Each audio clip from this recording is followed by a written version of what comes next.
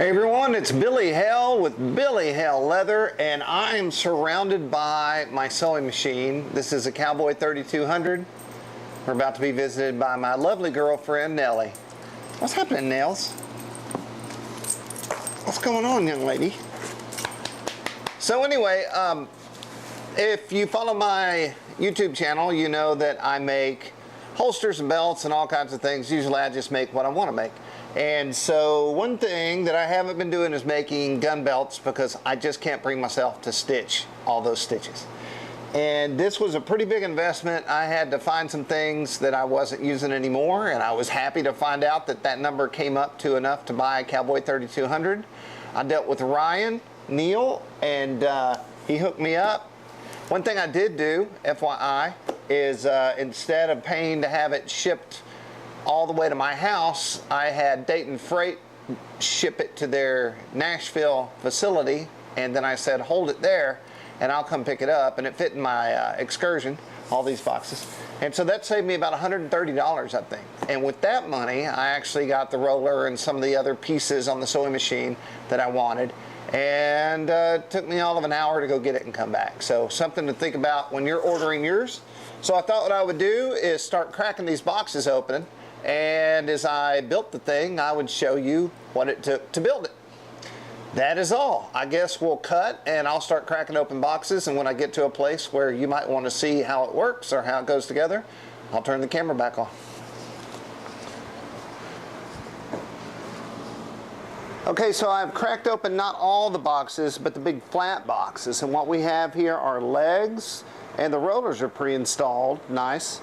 And then here is the sewing machine top, and what's awesome is underneath it's all hand drawn with notes and things. I'm not sure what that is yet, but I took a picture of it. I'll show it now. One other thing I'm super excited about, you would think I would be super excited about the sewing machine, which I will be, but at this very moment, this light, which was included, it's an LED. It is awesome, and let me tell you why I know it's awesome.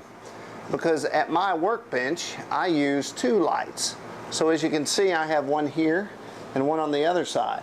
And so what I do is these are LED lights, as you can see, and I will swing one on this side of my leather, and then I'll swing one on the other side of my leather, and that way when I'm tooling, I'm able to see both sides of the, I'm not blocking light with my arm or my hand because I have two light sources.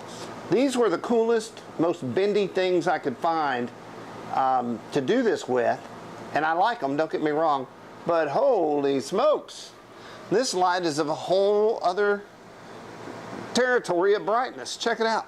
That's crazy. I might have to grab a couple of more of these for the workbench. Pretty awesome. Okay, we're going to continue on now.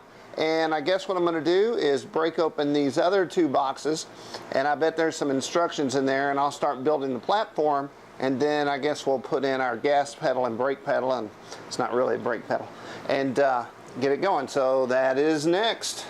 Well, saying neat went right out the door, but I have figured one thing out. A lot of the drawings and markings and words on the bottom of your tabletop are instructions on where things go. So in the box, I did find photos of an assembled unit, and I found instructions, verbal instructions on what to do.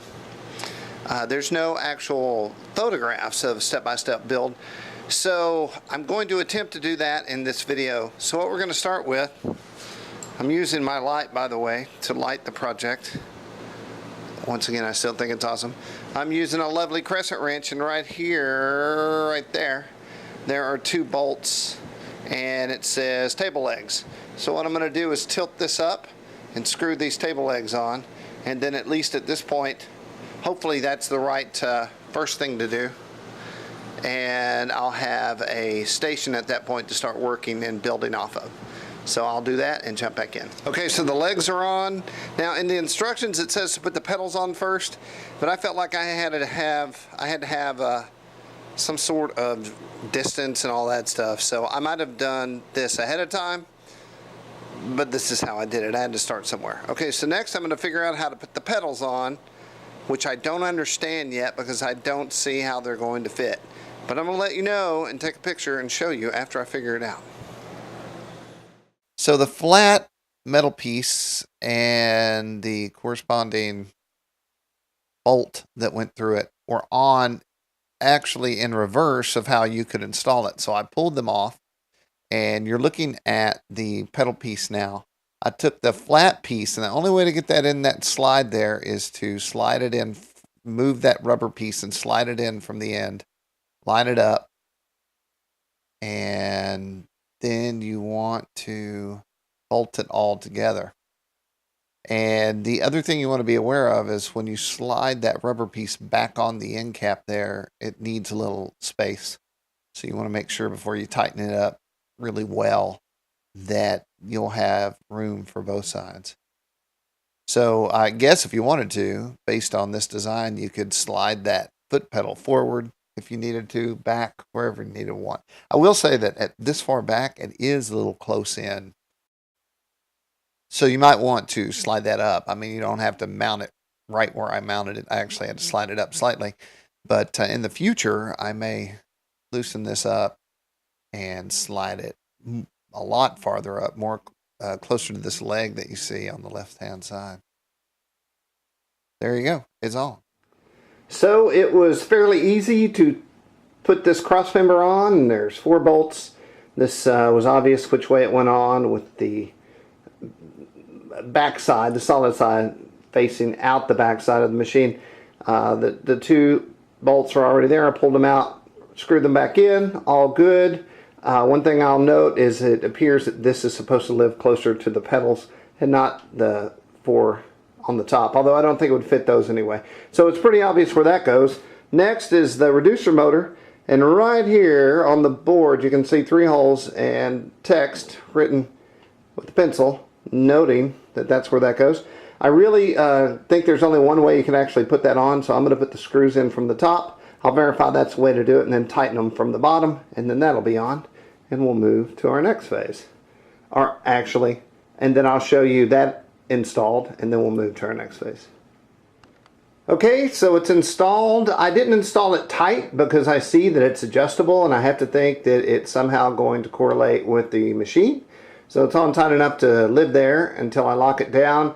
Also, I have a photo of how I place the screws through the top, or the bolts through the top, and then I just laid this on top and finger tightened my nuts down. So now we move on to the next phase. Okay, so installing the on and off switch was no problem. The screws are in there. It says what is supposed to live in that spot. So I took a screwdriver and pulled the screws out and put that thing on, so she's good to go. And now the next part. Okay, lifting weights finally paid off. I was able to retrieve that from that box right there. I had to have my son come down, and he held the box while I lifted. Always lift with your legs and not with your back. Pretty sure that's how it goes. Before I got it out, I just wanted to show it to you. You know, it's kind of peeking out of there.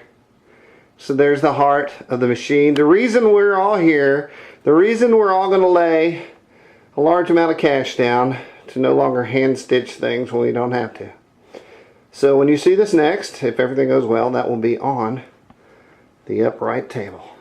Alright, check back. Maybe the most exciting part of the video coming up, I don't know.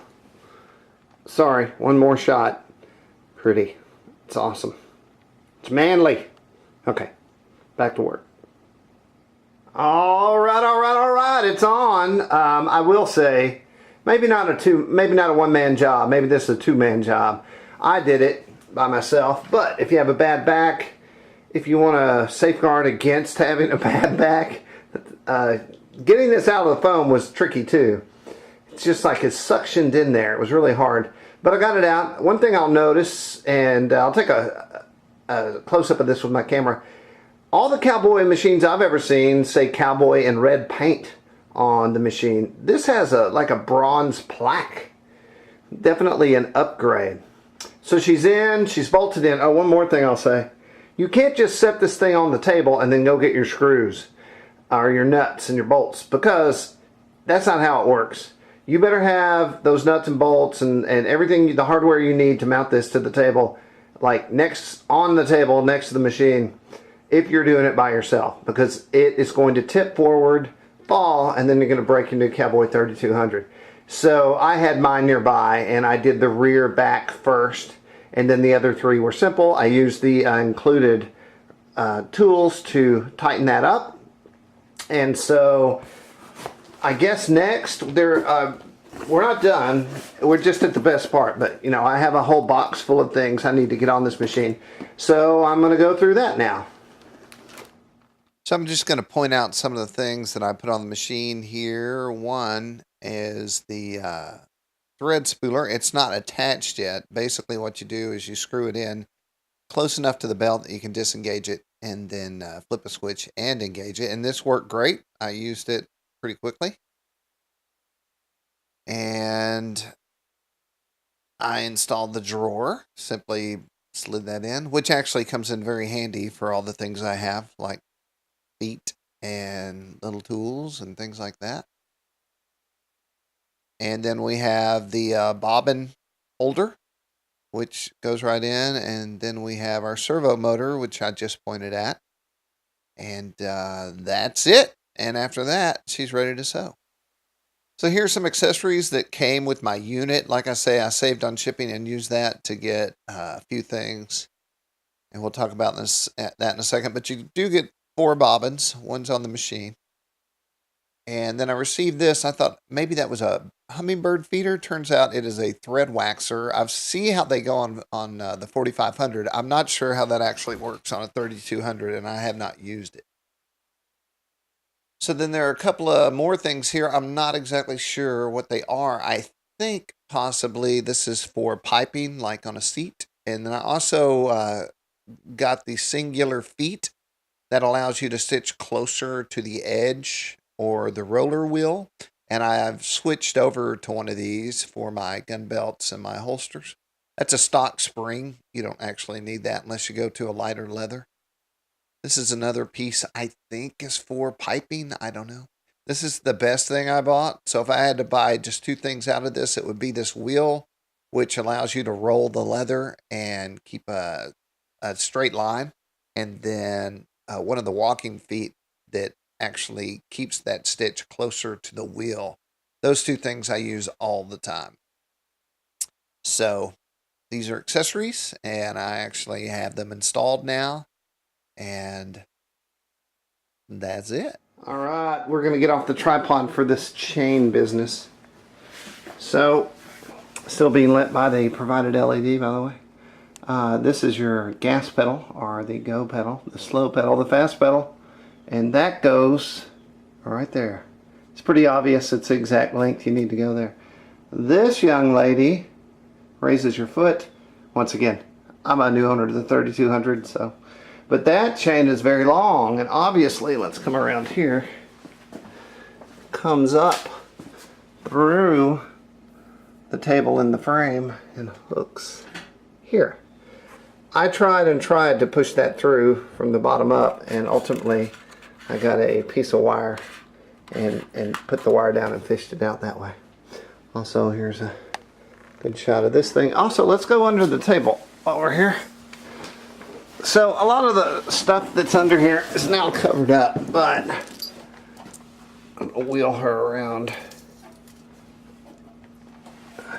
As you can see, there are notes. This goes here and these go there. So this is all here to help you put the machine together and make sure you're going the right places with everything. Your power switch and this piece here I talked about just a second ago. So next, we're going to get this on. I've got to think it's like a bicycle chain and you just roll it on there, but I'm going to make sure I do that right to keep it right, and I'm not sure what happens. But here we are. I mean, it looks like a Cowboy 3200 to me. So I have ordered some thread to practice with, and this is from the Thread Exchange. So I wanted some colors, and I also wanted to try some smaller sizes in case I wanted to do thinner leather. And then that will teach me how to adjust the tension, which is on, I believe Ryan has a video on that as well. So anyway, here's my winder And I haven't tried it yet, but I have it simply screwed in to the table as I discussed earlier. And everything's hot. The power switch works. All the foot levers work. I do need to take this and slow it down a little bit because I find it is too fast out of the box for me, but I'm a newbie. And so here's my little pitiful light I'm using for now. I'm learning about the bobbin and all that good stuff, but it's all put together. Hopefully this video helped you. I had no idea what to do, so my goal is to make a video to help somebody who was new to the Cowboy 32, or maybe even a larger Cowboy version. This might help as well. So anyway, we'll go back to my lovely, well, maybe we won't, but I'm Billy Hale Leather. This is where I operate. Here's my new study guide, the Cowboy user guide, and this is where I spend all my quality time, other than when I'm with my family or playing the guitar. All right, so it's installed. I've got it next to the wall. All is good. I actually stitched that belt, which I've had for a long time, waiting for the appropriate moment when I wanted to stitch a whole belt, and the Cowboy 3200 provided that for me. And so I'm excited to make more belts and guitar straps and journal covers and holsters and all the other things I want to put together. There are things to be learned before you get going here. You need to watch videos and learn how to thread the needle, what could happen if your thread gets tangled, how to sew forward, how to sew reverse, how to hit the right pedal to raise up your feet so you can move your belt around to make a turn. Every little thing must be done right or the machine won't sew correctly. You can't sew off an edge. You can't sew with the foot in the up position. There's a lot of little things. All you need to do is I would say go buy some cheap leather and sew. Make some lines. Act like you're really making a knife sheath. And I'd say by day 2, I felt good. And by day 3, I was actually sewing like a normal person. But this is about putting the Cowboy 3200 together out of the box, so I think we did that. It's a long video, but if you're going to drop the cash on this thing, you might need this long video to make you feel better about what you're going to do when the thing arrives. I want to thank Ryan. He got on the phone with me. He actually called me when I was having some issues, and so thank you. I am going to provide links to Ryan's shop in the description, and that's it. Billy Hale. Thank you guys. I have some leather tips coming out on this channel, so hit the subscribe button and I'll show you the things I use to help me be more productive, work faster, and have more enjoyable time while I'm tooling my leather. Y'all have a good day. Enjoy your cow.